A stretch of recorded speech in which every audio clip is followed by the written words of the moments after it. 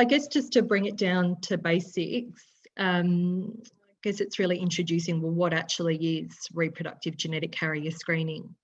So it can enable couples to clarify the chance of having a child affected by a specific inherited condition. So these inherited conditions are normally single gene conditions. This type of screening is available to anyone in the general community, and it is actually relevant to all prospective parents, regardless of whether or not they have a family history. While individually rare, the conditions that can be covered through expanded carrier screening occur relatively frequently, I should say. So around 1 to 2% of couples come back with an increased risk result. And in an ideal world, this type of screening is performed before pregnancy, but it is also available to couples in the early stages of pregnancy too.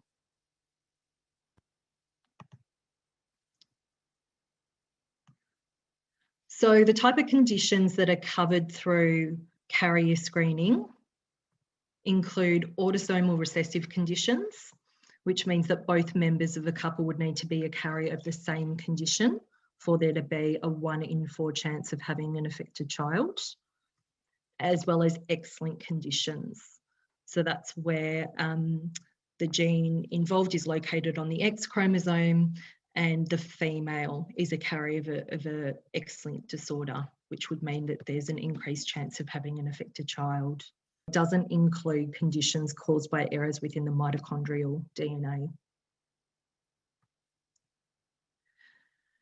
So I thought I'd include this little quote, which was issued by the Australasian and New Zealand Association of Obstetricians. And it's really mentioning that this type of screening should be made available to all couples, and that couples should be aware that this type of screening exists. So there has been a shift in the past recent years to make this more widely available and more widely known about in the general community.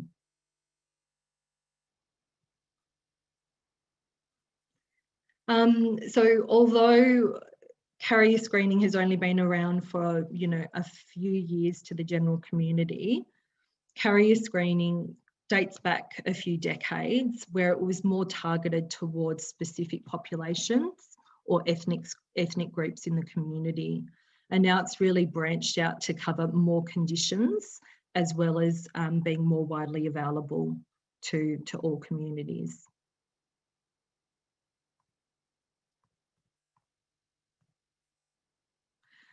So just with our own local experience, BCGS in 2012 developed our reproductive genetic carrier screening test, which is now called Prepare.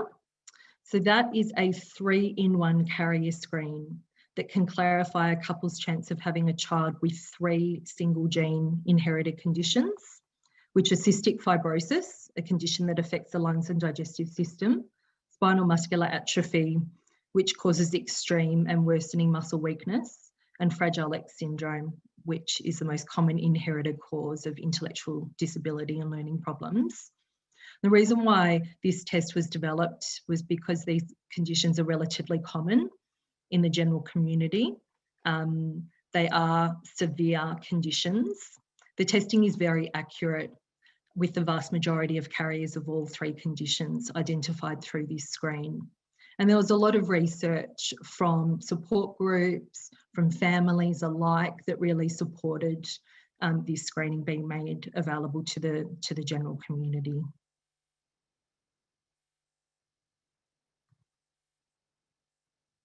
So with Prepare, it is ideally offered to the female partner first. It can be ordered through a GP or a specialist.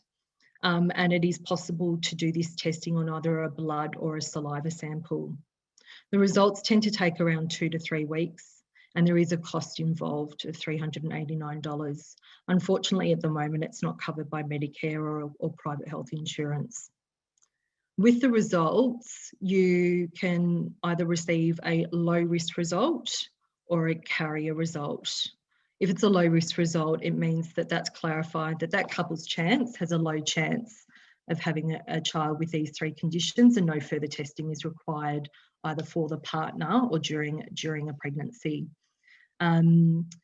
If the female partner comes back as a carrier for either cystic fibrosis or spinal muscular atrophy, the next step to consider would be testing the partner, because you've really only got half the piece to the puzzle there.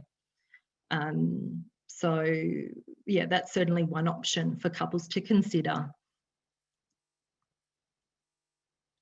So just going on our own experience of developing the PREPARE test, we published a paper a few years ago that was looking at the outcomes of the first 12,000 PREPARE tests that we undertook. And this is a bit of an old photo of our team. So nowadays we've screened over 40,000 people for PREPARE. And as I said, we did that paper that evaluated the outcomes of the first 12,000 people. We actually identified that 1 in 20 were carriers of at least one of these conditions. And with further testing, it showed that 1 in 240 couples were at high risk of having a child with one of those 3 conditions. And then of the women that actually underwent PREPARE when they were pregnant, it was determined that around 1 in 1,006 pregnant couples actually had an affected child. We found that most women and couples were actually using this information, and we're very grateful in receiving this information in determining the risks in decision making, as well as for future reproductive planning. For couples who find themselves at an increased risk, it means that they can then have the choice of doing testing during pregnancy by prenatal diagnosis, or even considering going through IVF and screening embryos for particular conditions. So the other type of screening that's currently available to the general community, with or without a family history, is what we call expanded carrier screening. So that's very new. It hasn't been around for many years, but it is now more widely available to the general community. So this can actually screen for potentially over 150 recessive and X-linked inherited conditions. It can be offered through specialists such as obstetricians or genetic services or fertility specialists, and even some GPs are quite familiar in ordering this testing. It can be offered as an individual or a couple screen. It is expensive, and unfortunately there's no cover through Medicare or private health insurance. So depending on which company you choose for expanded carrier screening, the cost would be upwards of $800. The results take approximately 4 to 5 weeks on average to return. And the testing is often performed overseas by overseas laboratories who have developed set gene panels offered by these commercial companies.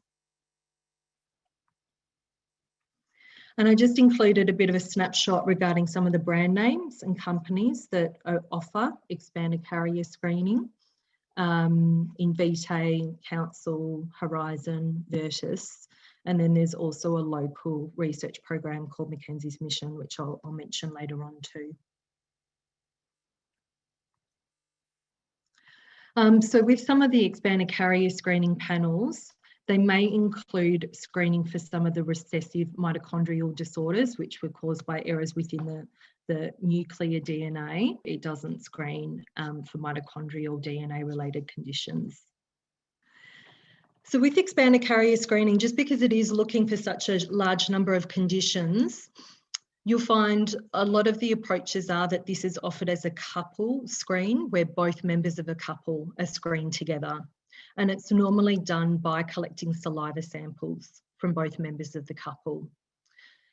These conditions are typically single gene conditions that are covered. There is a broad range of conditions that are screened. So it can affect many different body systems and many different organs in the body. And it can also include variable severity of these conditions. So it has the potential of picking up carrier couples who might be at risk of mild forms of severe conditions, as well as couples at risk of having children with severe forms of those conditions. And it is quite different and separate to other types of prenatal screening. This type of testing is only needed to be done once in a lifetime per couple. So it covers couples for all of their pregnancies they have together. The results will either show that a couple has a high chance of having a child with a specific recessive or X-linked condition, or a low chance, which would mean that it's that either both members of the couple or one member of the couple is at low risk of being a carrier, and therefore it's clarified that the chance of having an affected child is very, very low, and it's reduced to less than the general community chance.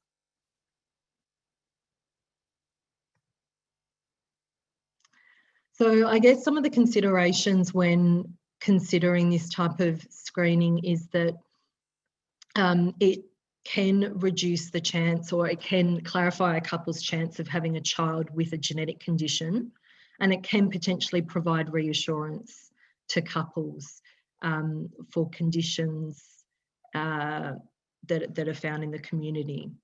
A low risk result would still not mean that it's a no risk. That's because obviously screening does not include screening for all genetic conditions. And the results are also based on our current understanding of genetic information. And also it comes down to the limitations of some of the testing and technology used. So some rare genetic changes may not be able to be detected through this type of population carrier screening. And also some forms, some milder and adult onset forms of some of the conditions may not be reported on either. And there's always some limitations with this type of screening, that it may not include all genes associated with a particular condition. And in some very rare situations, people might find out information about their own health, that this type of screening might potentially reveal that a person is a carrier of, you know, 2 mild mutations potentially, or, you know, have some other potential impact on their health, but that is quite unlikely to occur. The other result that can be received from carrier screening is a high risk result. And for couples, if we were to disclose a result like that, we would arrange a telehealth or a face-to-face appointment with that couple so they can learn more about that particular condition. We can link them in with specialists that have experience in day-to-day treatment with that particular condition. And we can also, I guess, outline the different options that they have available for reproductive planning. So that can include going through prenatal diagnosis, which is where testing can occur in a pregnancy at around 11 or 12 weeks gestation. Or couples can also potentially consider going through IVF, where a specialised test can be developed for a couple, so the embryos created by that couple can then be screened for the particular condition that the embryo is at risk of. This type of screening does not replace screening for chromosome conditions during pregnancy. That's normally done at about 11, 12 weeks, or even thalassemia screening too. So it's screening for different forms of genetic conditions.